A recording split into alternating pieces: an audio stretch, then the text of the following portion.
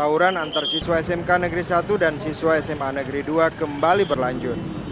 Aksi tawuran ini berlangsung di depan SMA Negeri 2, tepatnya di Jalan Lintas Medan Banda Aceh, kawasan Cot Gapu, Kota Juang Birin.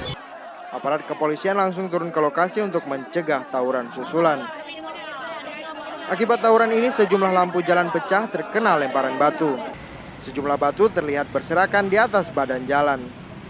Para siswa SMK menyebutkan tawuran lanjutan ini merupakan aksi balas dendam atas insiden kemarin yang menyebabkan seorang guru dan teman mereka terluka. Akibat tawuran ini, aktivitas belajar mengajar kedua sekolah terpaksa dihentikan.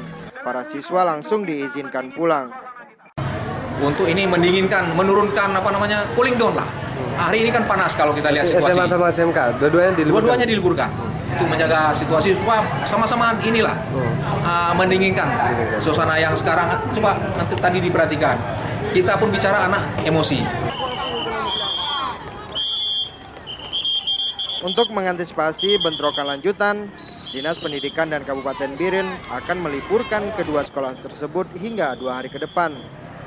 Dari Kabupaten Birin, Muhammad Emi melaporkan untuk Aceh Video.